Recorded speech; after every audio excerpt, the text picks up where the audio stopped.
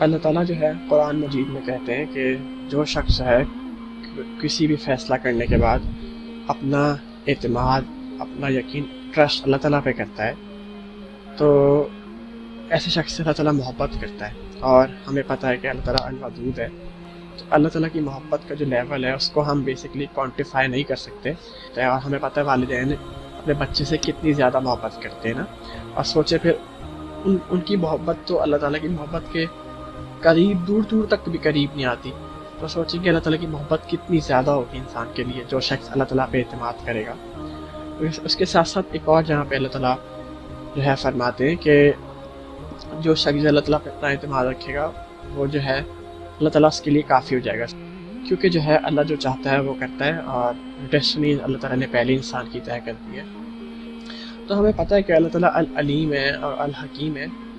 جب اللہ تعالیٰ سب سے زیادہ علم بھی رکھتا ہے، سب سے زیادہ وائز بھی ہے، اور سب سے زیادہ محبت کرنے والا بھی ہے، تو جب ہم اللہ تعالیٰ پہ ٹرسٹ کریں گے تو جو ہے ہمیں کسی چیز کے بارے میں پریشان ہونے کی ضرورت ہی نہیں ہوگی، کیونکہ جو ہے جب اتنا زیادہ محبت کرنے والا ہمارے حق میں کوئی چیز طے کر رہا ہے، اس کی مرضی کے ساتھ ہی کوئی چیز ہو رہی ہے، تو ہمیں اس میں کوئی پریشان ہونے کی ضرورت نہیں۔ اس کے ساتھ ایک حدیث میں آتا ہے کہ حضرت پاک صلی اللہ علیہ وسلم نے نوجوان صحابہ کو تلقین کی ہے کہ اگر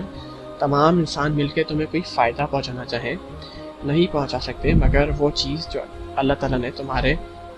لیے طے کر دی ہو، تمہارے لیے لکھ دی ہو، اور اگر تمام انسان مل کے تمہیں کوئی نقصان پہنچانا چاہیں، نہیں پہنچا سکتے مگر وہ چیز جو اللہ تعالیٰ نے تمہارے حق میں طے کر دی ہو یا لکھ دی ہو۔ تو اس سے یہ چلتا ہے کہ ہمیں جو ہے کوئی ڈرنے کی کسی سے ضرورت نہیں ہے، کیونکہ جو ہے جو فائدہ نقصان پہنچے گا وہ اس محبت کرنے والے کی حکمت، اس کے علم میں ہوگا تبھی پہنچے گا، اس کے اذن سے ہی پہنچے گا۔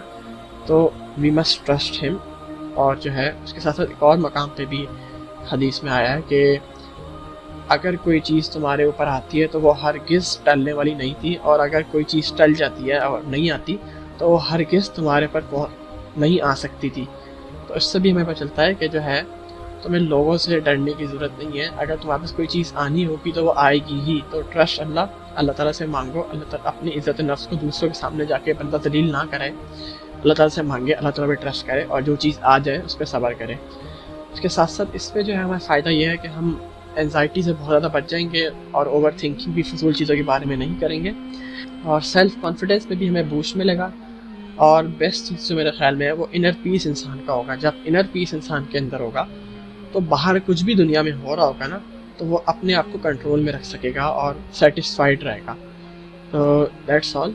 جزاک اللہ، السلام علیکم ورحمۃ اللہ وبرکاتہ۔